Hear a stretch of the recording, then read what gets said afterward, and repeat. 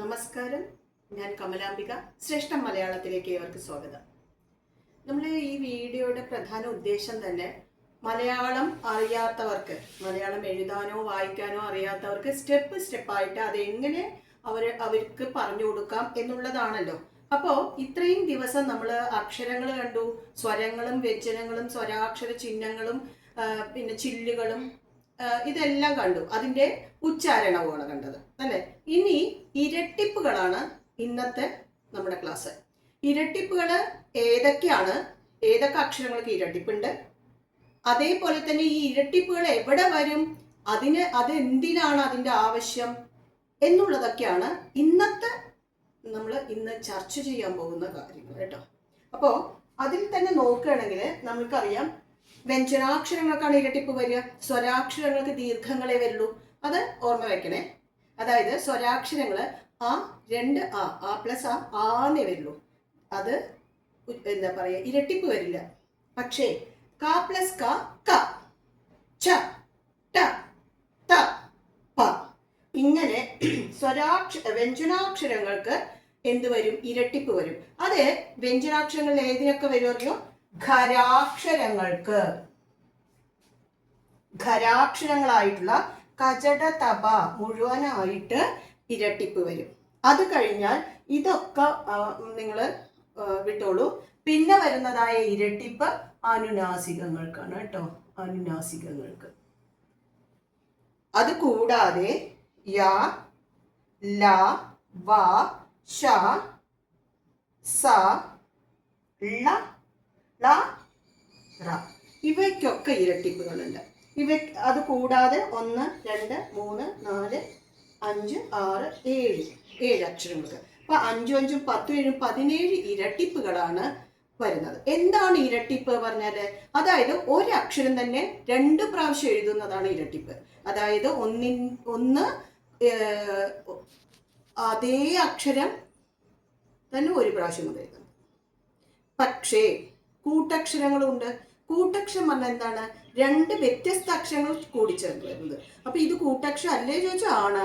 പക്ഷേ ഇത് ഒരേ സെയിം ലെറ്റർ ആയതുകൊണ്ട് നമ്മൾ അതിനെ ഇരട്ടിപ്പ് എന്ന് പറയുന്നത് കേട്ടോ. ഈ ഇരട്ടിപ്പുകൾ ഇപ്പൊ ക വരുമ്പോ കാട് ഇരട്ടിപ്പ് ക പ്ലസ് ക, ച പ്ലസ് ച, ട പ്ലസ് ട, ത പ്ലസ് ത, പ പ്ലസ് പ. ഇങ്ങനെയാണ് ഇരട്ടിപ്പുകൾ. അതേപോലെ ങ പ്ലസ് ങ, ഞ, ണ, ണ, മ ഇങ്ങനെ ഇതിന്റെ ഇരട്ടിപ്പുകൾ. ഇനി ഈ ഇരട്ടിപ്പുകളെ കുറിച്ച് കൂടുതൽ നമ്മൾ മനസ്സിലാക്കുമ്പോൾ എന്താണെന്ന് ചോദിച്ചാൽ, ഇപ്പൊ നമ്മൾ പറഞ്ഞു ഖരാക്ഷരങ്ങൾക്കും അനുനാസികങ്ങൾക്കും അങ്ങനെ 5, 5, 10 ഇരട്ടിപ്പുകൾ പ്ലസ് ഈ 7 ഇരട്ടിപ്പുകളാണ് പറഞ്ഞത്. അപ്പൊ അതെന്തിനാണ്, അത് എവിടെയാണ് ഉപയോഗിക്കുക എന്നുള്ളതാണ്. എന്തിനാണ് ഇരട്ടിപ്പിന്റെ ആവശ്യം എന്നുള്ളതും അത് എവിടെയാണ് ഉപയോഗിക്കുക എന്നുള്ളതുമാണ് കേട്ടോ പറഞ്ഞു തരാൻ പോകുന്നത്. അപ്പൊ ഞാൻ ഇത് വായിക്കുന്നുണ്ട്, കാരണം നമുക്ക് കുറച്ചുകൂടെ കൂടുതൽ കാര്യങ്ങൾ അറിയാൻ വേണ്ടിയിട്ട്. നോക്കിക്കോളൂ.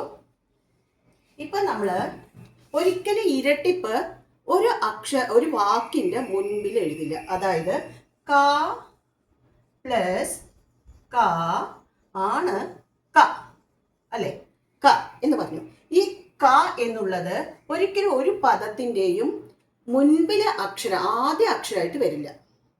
ഫോർ എക്സാമ്പിൾ കാക്കാന്ന് എഴുതുക വെച്ചാൽ നമ്മൾ ഈ ക ആദ്യത്തെ ക ഇങ്ങനെ എഴുതില്ല. ഇതിനെന്താണ് കാരണം? പിന്നെ അടുത്തത് നമ്മൾ കാക്ക എന്ന് എഴുതുമ്പോൾ ഇങ്ങനെ ക എന്നാണല്ലോ എഴുതുന്നത്. അപ്പൊ ഈ കാക്ക് നമ്മൾ ഖരാക്ഷരത്തിന്റെ ഉച്ചാരണം കൊടുക്കുമ്പോൾ ഇവിടെ എന്തിനാണ് ഈ ഇരട്ടിപ്പ് എന്നതിനെ കുറിച്ചാണ് ഇന്ന് ചർച്ച ചെയ്യുന്നത്. അപ്പൊ നിങ്ങൾക്കറിയാം ഇരട്ടിപ്പുകൾ എന്തിനാണ്, അത് എവിടെയാണ് ഉപയോഗിക്കുന്നത്. ഒന്നാമത്തെ ടിപ്പ് എന്താണ് പറഞ്ഞത്, ഒരിക്കലും പദത്തിന്റെ മുൻപില് ഇരട്ടിപ്പ് ഉപയോഗിക്കില്ല. അപ്പൊ പിന്നെ എവിടെ ഉപയോഗിക്കുക, എന്തിനാണ് അത് ഉപയോഗിക്കുന്നത്, അതാണ് ചർച്ച. നമ്മൾ എഴുതിയിരിക്കുന്നത് ഇവിടെ ക, ഇവിടെ ഒരു ക. പക്ഷെ നമ്മൾ കൂട്ടി വായിക്കുമ്പോൾ കാകാന്നേ വായിക്കുള്ളൂ. ഇവിടുത്തെ കാട് ഒരു സ്ട്രെസ്, ഒരു ശക്തി നമ്മൾ ഈ കായ്ക്ക് കൊടുക്കണില്ല. അത് എന്തുകൊണ്ടാണെന്ന് ചോദിച്ചാൽ, ആദ്യത്തെ ഖരാക്ഷരങ്ങളിൽ ആദ്യമായിട്ട് വരുന്ന ഖരാക്ഷരത്തിന് ഖരത്തിന്റെ ഉച്ചാരണമുള്ളൂ. രണ്ടാമതാ വരുന്നതെന്ന് വെച്ചാൽ ആ ഖരാക്ഷരത്തിന് മൃദുവിന്റെ ഉച്ചാരണം വരും. അപ്പൊ ഇവിടെ ഗ എന്ന മൃദുവായിട്ടാണ് നമ്മൾ ഉച്ചരിക്കുന്നത്. പക്ഷെ നമുക്ക് വേണ്ടത് ഖരാക്ഷരത്തിന്റെ ഉച്ചാരണം തന്നെയാണ്. അപ്പൊ നമ്മൾ എന്ത് ചെയ്തു? ആ കായിൽ കൂടെ ഒരു കാവും കൂടെ ചേർത്ത് ക എന്ന് ഉറപ്പിച്ചു. അങ്ങനെ കാക്ക എന്ന് എഴുതി. അപ്പൊ അതിന് വേണ്ടിയിട്ടാണ് കാക്കയ്ക്ക് ഒരു എന്ത് വന്നത്? ഇരട്ടിപ്പ് വന്നത്. കാക്ക. അത് ഞാൻ ഈ രണ്ട് കാ ഉള്ള കാക്ക തന്നെ എടുക്കാൻ കാരണം കുറച്ചുകൂടെ ക്ലിയർ ആവാൻ വേണ്ടിയിട്ടാണ് കേട്ടോ. അപ്പൊ ഇങ്ങനെയാണ്. ഇപ്പൊ ചക്ക എന്ന് എഴുതുമ്പോഴും ഇങ്ങനെ എഴുതിയിട്ടുണ്ടെങ്കിൽ അത് ചക എന്നേ വായിക്കുള്ളൂ, ഗായായിട്ടേ വായിക്കുന്നത്. അപ്പൊ ചക്ക എന്ന് എഴുതണമെന്ന് വെച്ചാൽ ഇവിടെ ഇരട്ടിപ്പ് തന്നെ വരണം. അതാണ് ഇതിന്റെ ഒരു മനഃശാസ്ത്രം. ഓക്കെ, അതായത് ഈ രണ്ടാമത്തെ വരുന്നതായിട്ടുള്ള അക്ഷരം നമ്മൾ ഇരട്ടിപ്പോടുകൂടെ എഴുതിയിട്ടുണ്ടെങ്കിൽ മാത്രമേ ഖരാക്ഷരത്തിന്റെ ഉച്ചാരണം വരൂ എന്നാണ്. അപ്പോ അങ്ങനെയാണെങ്കിൽ എവിടെയാണ് ഈ ഇരട്ടിപ്പുകൾ വരിക? ആദ്യം ഇരട്ടിപ്പ് ആദ്യത്തെ അക്ഷരങ്ങളിൽ വരില്ല എന്ന് പറഞ്ഞു. രണ്ടാമതോ അതല്ലെങ്കിൽ ഒന്ന് കഴിഞ്ഞിട്ടുള്ള വേറെ എവിടെ വേണമെങ്കിലും ഖരാക്ഷരത്തിന്റെ ഉച്ചാരണം വരണമെന്ന് വെച്ചാൽ അവിടെ നമ്മൾ ഇരട്ടിപ്പ് ഉപയോഗിക്കണം. ഫോർ എക്സാമ്പിൾ കപ്പൽ നോക്കിക്കോളൂ. ഇങ്ങനെ എഴുതിയിട്ടുണ്ടെങ്കിൽ ഈ പാക്ക് നമ്മൾ കവൽ എന്നേ വായിക്കുള്ളൂ. അപ്പൊ ഇവിടെ പാടെ ഉച്ചാരണം വരണമെങ്കിൽ ഒരു പാവും കൂടെ നമ്മൾ ഇവിടെ എഴുതി കപ്പൽ എന്ന് വായിക്കണം. ഓക്കെ, അപ്പോൾ എന്തിനു വേണ്ടിയിട്ടാണ് ഇരട്ടിപ്പുകൾ എന്ന് പറഞ്ഞത്? ഖരാക്ഷരത്തിന്റെ ഉച്ചാരണം ഒന്നാമത്തെ അക്ഷരം കഴിഞ്ഞ് വേറെ എവിടെ വരുന്നെങ്കിലും അവിടെ നമ്മൾ എന്ത് ചെയ്യണം? ഇരട്ടിപ്പുകൾ ഉപയോഗിക്കണം. ഇതിനു വേണ്ടിയിട്ടാണ് ഇരട്ടിപ്പുകൾ. അപ്പോൾ നമ്മൾ ഇത്രയും നേരം കണ്ടത് ഇരട്ടിപ്പുകൾ ഖരാക്ഷരങ്ങൾക്കും അനുനാസികത്തിനുമാണ്. അങ്ങനെ 5 5 10 ഇരട്ടിപ്പുകളുണ്ട്. അത് കൂടാതെ താഴത്തുള്ള മധ്യമൂഷ്മാക്കളൊക്കെ ഉണ്ടല്ലോ, അതില് ഒരു 7 എണ്ണത്തിനും വരുന്നുണ്ട്. അപ്പോൾ ഈ ഇരട്ടിപ്പുകൾ എന്തിനാണെന്ന് ചോദിച്ചാൽ എവിടെയാണോ ഒന്നാമത്തെ അക്ഷരം കഴിഞ്ഞ് പദത്തിന്റെ ഒന്നാമത്തെ അക്ഷരം കഴിഞ്ഞ് വേറെ എവിടെയാണോ നമ്മൾ ഖരാക്ഷരങ്ങളുടെ ഉച്ചാരണം വരുന്നത് അവിടെയൊക്കെ ഇരട്ടിപ്പുകൾ ഉപയോഗിക്കണം. ഈ ഇരട്ടിപ്പ് അധികം കുട്ടികളും ഈ ഇരട്ടിപ്പ് ഉപയോഗിക്കാതെ ഇങ്ങനെ എഴുതുന്നത് കണ്ടിട്ടുണ്ട് കേട്ടോ. തുടക്കക്കാരുടെ കാര്യമായി ഞാൻ പറയണത്.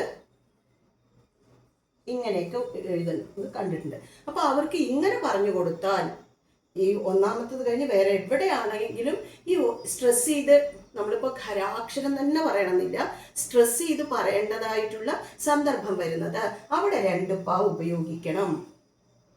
പിന്നെ ഈ കപ്പൽ കപ്പൽ ഇങ്ങനെ എഴുതി കുറച്ച് വാക്കുകൾ എഴുതിയിട്ട് അതിന്റെ വ്യത്യാസങ്ങൾ പറഞ്ഞു കൊടുത്ത കാക കാക്ക, ചക ചക്ക, കപ്പൽ കപ്പൽ ഇങ്ങനെ പറഞ്ഞു കൊടുക്കുമ്പോൾ കുട്ടികൾക്ക് കുറച്ചുകൂടി ഈസി ആയിട്ട് മനസ്സിലാക്കാൻ പറ്റും.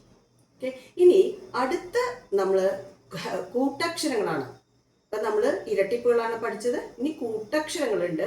അത് വ്യത്യസ്തമായിട്ടുള്ള അക്ഷരങ്ങൾ കൂടിച്ചേരുമ്പോൾ അവയെ എങ്ങനെ എഴുതും, അവയുടെ ലെറ്റേഴ്സ് എങ്ങനെയാണ് എഴുതേണ്ടത്, അവിടെ ഉച്ചാരണം എങ്ങനെയാണ് എന്നുള്ളതിനെയൊക്കെ കുറിച്ച് കൂടുതൽ നമുക്ക് അടുത്ത വീഡിയോയിൽ പഠിക്കാം.